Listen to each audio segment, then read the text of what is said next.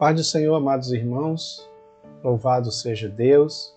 Estamos aqui mais uma vez para trazer algum conhecimento da Palavra de Deus por meio desses gráficos que temos mostrado aqui aos irmãos.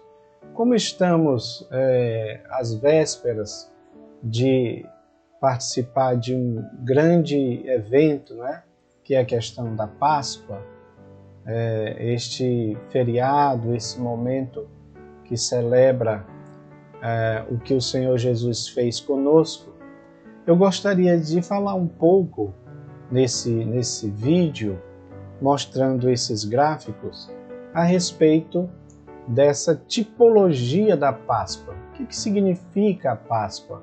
Como é que nós podemos aprender de maneira bem gráfica sobre esse tão importante assunto? Então eu espero que você continue conosco até o final. Pretendemos fazer um vídeo não muito grande, mas também que possa ajudar na compreensão do assunto, e aí, se você sentir no seu coração, você vai e transmite para os demais irmãos, no sentido de compartilhar, tá bom? Meus prezados, indo bem direto ao assunto, nós temos aqui esse gráfico que eu já, inclusive, já postei no grupo, Postamos no grupo sobre este gráfico. É um gráfico que trata da tipologia da Páscoa. Então nós temos dois textos importantes. Colossenses 2,17, que diz: estas coisas são sombras do que haveria de vir. A realidade, porém, encontra-se em Cristo. E Hebreus 10:1 diz: tendo a lei sombra das coisas futuras e não a imagem exata. Ou seja, a lei era apenas uma projeção. Sombra aqui tem esse sentido de projeção, porque está projetando algo para o futuro, não era a imagem exata ainda, porque deveria se cumprir posteriormente. Então vamos lá. Dentro da questão da tipologia bíblica, eu quero pelo menos apresentar esses dois elementos que são importantes, que é o tipo. Você está vendo aqui nessa ilustração onde tem o cordeiro e os umbrais de uma porta, e o antítipo, que é nessa outra ilustração, nessa outra foto, na parte azul. O tipo e o antítipo. O que é o tipo, irmãos? O tipo é a sombra. O tipo não é ainda a realidade das coisas, mas é como diz aqui no nosso gráfico, é apenas uma figura, é apenas uma sombra, é apenas um modelo, é apenas um exemplo, é apenas uma projeção, são apenas tipos do que ainda viria a se manifestar no futuro, tá bom? Eu creio que é muito importante a gente entender isso, porque nós vamos relacionar todas essas coisas com o nosso Senhor Jesus, É uma defesa da fé que fazemos da divindade do Senhor e da questão soteriológica, do que Jesus veio fazer, porque afinal de contas todas aquelas coisas que eram feitas no passado tinham uma representatividade para os dias atuais, ou para o que viria depois disso, que é exatamente o que Cristo veio fazer, O texto que nós lemos trata sobre isso. Essas coisas são apenas sombras do que haveria de vir. Ou seja, são tipos do que haveria de vir. São projeções do que haveria de vir. Mesmo porque, meus amados, uma coisa muito importante que nós também falamos aqui na lição 3, quando fala sobre o discípulo, a lei, Jesus, a lei e o discípulo, nós falamos um pouco sobre isso, sobre essa questão da religiosidade que imperava, Então, de repente, a pessoa sacrificava um animal para, digamos assim, ficar bem com a sua consciência. Mas ela sabe que, saindo dali, ela já iria pecar novamente. Ou seja, era um tipo de pecado premeditado. Então você tem ali uma retroalimentação, quando a pessoa está alimentando o seu próprio pecado, porque o sistema daquela época permitia isso e ele se tornou também corrompido, não é? Se tornou corrompido. É por isso que ele era um sistema temporário. Ele não era um sistema permanente, porque haveria de vir outra, digamos assim, outra demonstração daquilo que era feito antes, porém esta mais efetiva, né? Esta demonstrando uma realidade mais presente, tá bom? Então, como diz o texto de Hebreus, toda a lei era apenas sombra daquilo que daquela imagem exata que ainda iria aparecer. Interessante que o outro texto diz que Cristo é a imagem do Deus invisível, né? A imagem do Deus invisível. Porque, de fato, o Senhor Jesus cumpriu toda a lei, né? E todos esses tipos apontavam para Jesus. Olha, você tem aqui os elementos, né? Os elementos, por exemplo, o cordeiro, vocês sabem disso, é só para a gente pontuar. O cordeiro de 1 ano, ele não poderia ter nenhum tipo de mancha, não tinha nenhum tipo de defeito, nenhum tipo de doença, ou seja, o cordeiro tinha que ser puro, né? Do mesmo jeito, o cordeiro de Deus tinha que ser puro. Mas, voltando aqui para essa tipologia da sombra. Então, o cordeiro tinha que ser puro, não tinha que ser doente, tinha que ser o melhor. Deveria ser apresentado melhor, né? Aí você também tem os pães asmos, ou seja, os pães sem fermento, né? Tinha que ser feito assim, dessa forma. As ervas amargas também, que eles tinham que comer. Então, tudo isso, o sangue do cordeiro, né? Quando foi dado a ordem que eles matassem, Deus deu a ordem que eles matassem o animal e aspergisse o sangue nos umbrais das portas. Por que isso? Porque o anjo, né, o anjo do julgamento de Deus, iria passar e todos os primogênitos seriam levados, né? Então, o sangue do cordeiro que eles tinham que matar tinha que ser espargido, né, espalhado, pintado nos umbrais.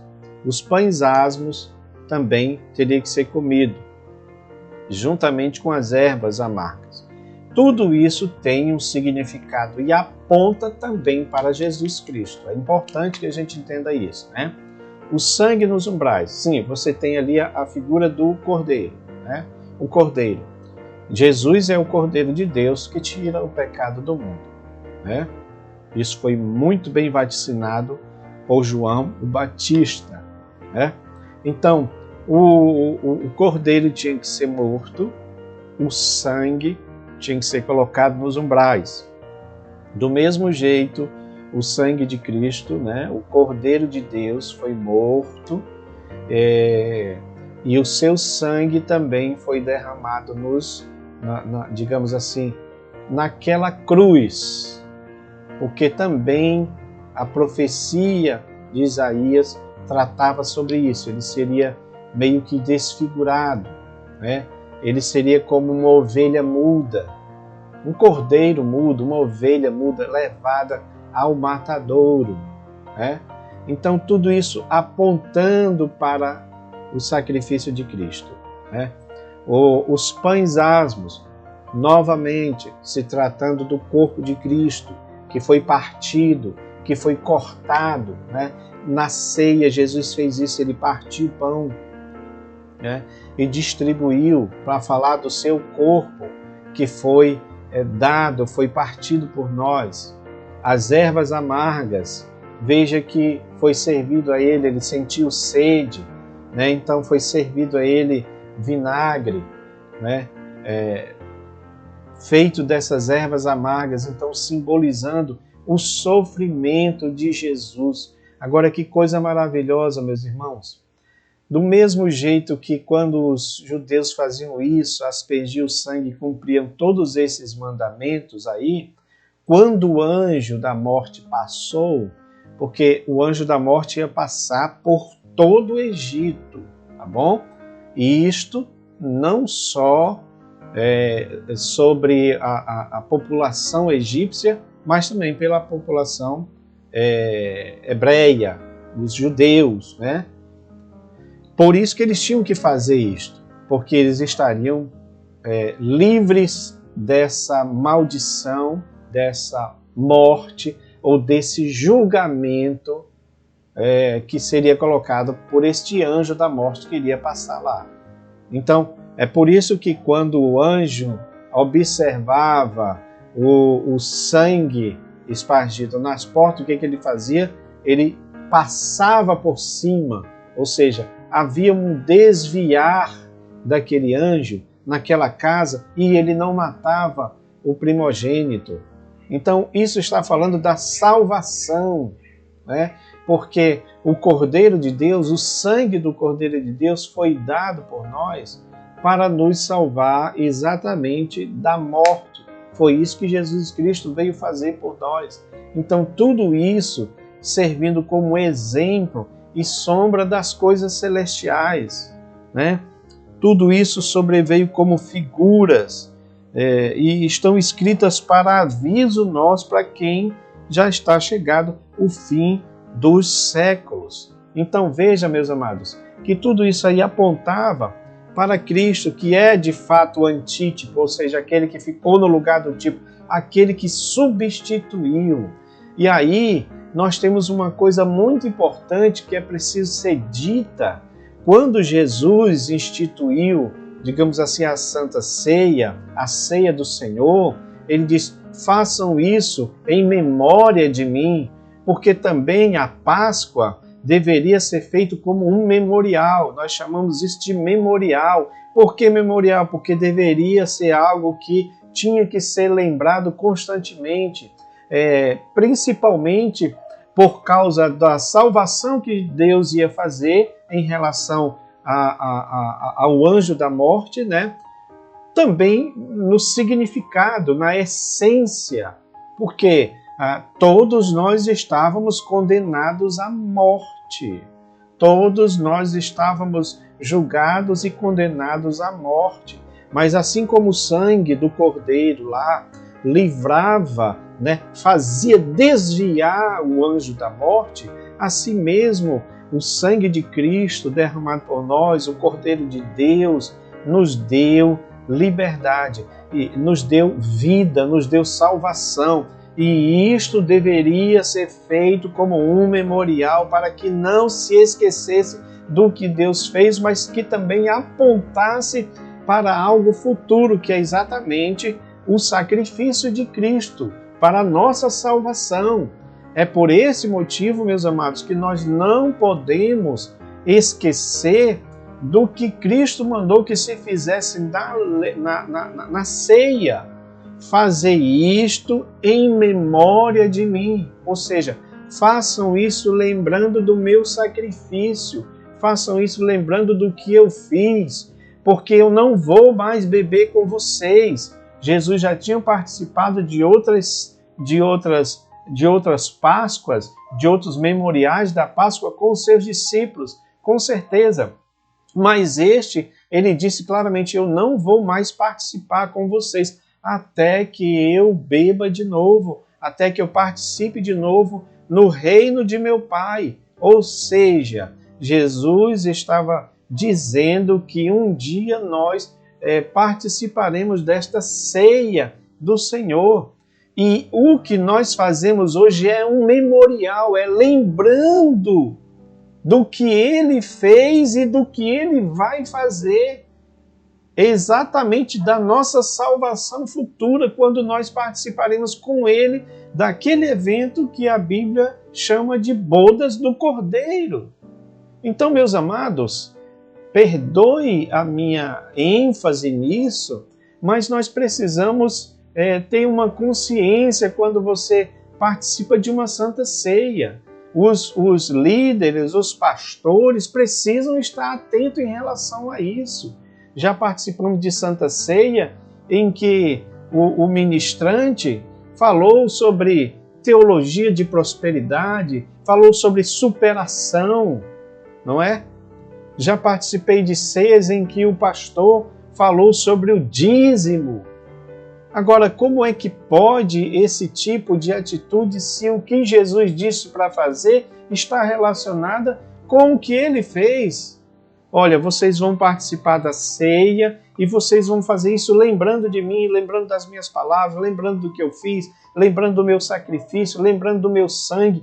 A ceia não pode ter outra coisa senão sobre o Cordeiro de Deus, senão sobre o sacrifício de Jesus.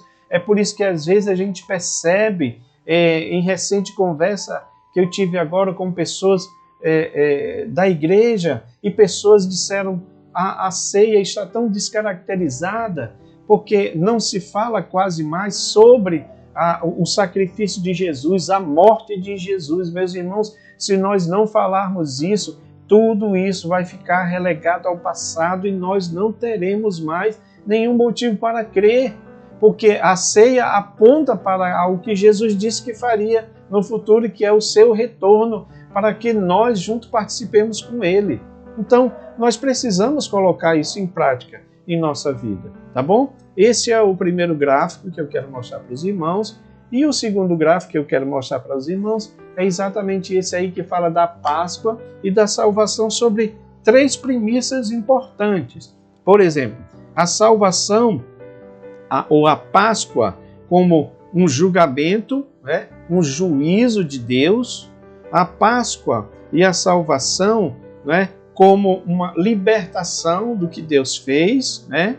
E a Páscoa também como uma celebração, uma festa. Então veja que essas 3 coisas estão incluídas aí: o juízo de Deus por causa do pecado, a salvação do pecador pelo sangue do Cordeiro, pelo sangue de Jesus, e a festa pela salvação, né? Ou seja, um memorial. É aquele pai, né, do filho pródigo que faz uma festa quando o seu filho retorna. Meus irmãos, primeiro ponto que eu quero falar para vocês aqui, que nós devemos colocar isso para nós entendermos. Deus está em juízo com a terra.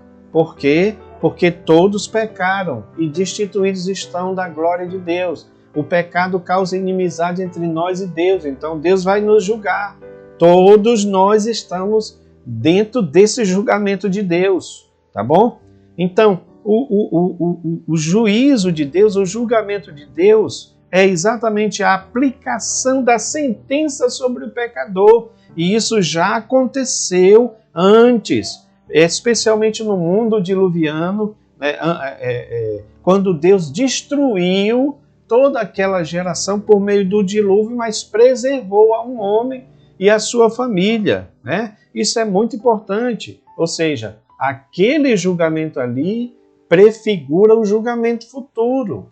Mas é claro que nós tivemos outro tipo de julgamento. Por exemplo, nas cidades de Sodoma e Gomorra, nós temos ali Deus julgando aquelas cidades, destruindo elas pelo fogo. E Jesus fez uma analogia em relação também a estas cidades, né? Que os homens só queriam saber de comer, de beber, de casar e de se dar em casamento, até que veio a destruição, tanto para o mundo antediluviano, né, quanto também para Sodoma e Gomorra. Então, é a ira de Deus sendo aplicada na sua justiça, ok? Quando a gente chega no Egito ali, todas aquelas 10 pragas, vocês sabem disso, todas aquelas 10 pragas estão relacionadas com as divindades, com todos aqueles deuses do Egito. Então Deus está julgando a nação egípcia, mas também o povo de Israel. Por quê? Porque o povo de Israel estava no Egito e, de certa forma, eles foram afetados por toda aquela idolatria. A prova disso é que, apesar de Deus ter feito grandes milagres entre eles, mas eles saíram, eles estavam andando pelo deserto, e lá no deserto fizeram uma réplica do boi Apis lá do Egito, porque a idolatria estava entranhada dentro deles. Então Deus estava julgando a todos eles, mas é claro que ele estava mostrando também com este julgamento que se houvesse, ou se o povo fosse obediente à sua palavra, haveria então uma salvação para eles.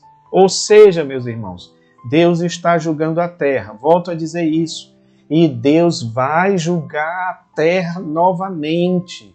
Esse vídeo precisa ser explicado, irmãos, precisa ser repassado para as pessoas. Nós precisamos pregar sobre isso, quer creiam, quer não creiam, porque Deus de fato vai julgar a terra, e a gente não pode ficar com medo de anunciar isso, porque quando se fala isso as pessoas começam a dizer, mas o que foi feito do amor de Deus? O amor de Deus continua. É por isso que ele elaborou um plano de salvação, para que a gente fosse livre exatamente do julgamento que ele vai lançar sobre a terra.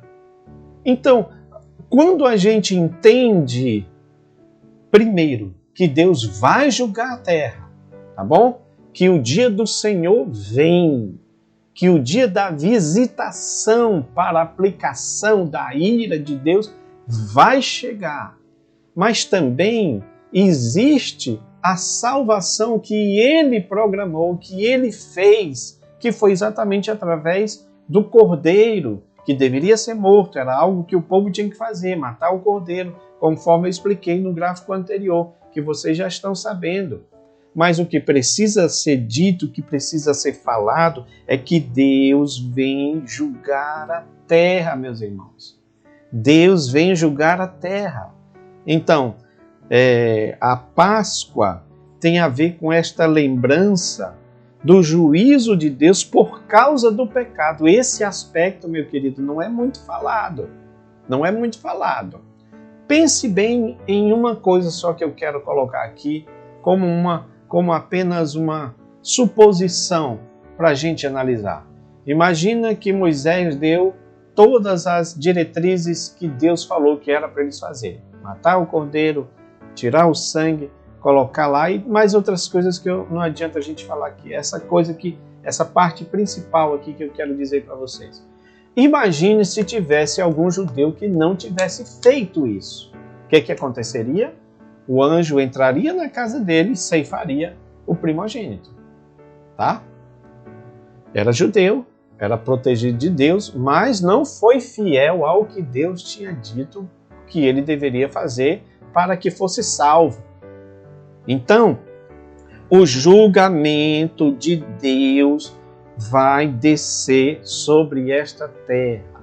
Sei que esta é uma mensagem que as pessoas não gostam de pregar muito, porque ela é um pouco, de certa forma, para as pessoas agressivas. Ninguém quer saber disso, não é?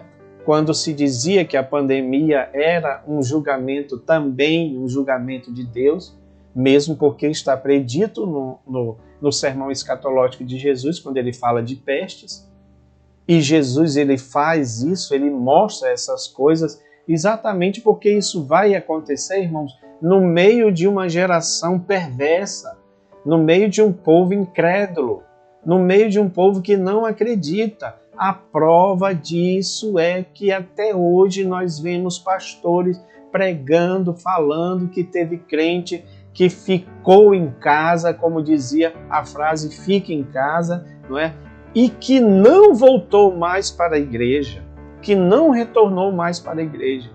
Pergunto eu para os senhores, vocês acham que a pandemia foi a última manifestação assim de algo relacionado ao que vai acontecer no futuro? Não, senhores, não foi.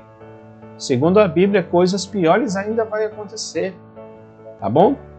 Mas Deus tem plano de salvação. É por isso que nesse segundo ponto aí está falando sobre isso, olha, salvação do pecador pelo sangue.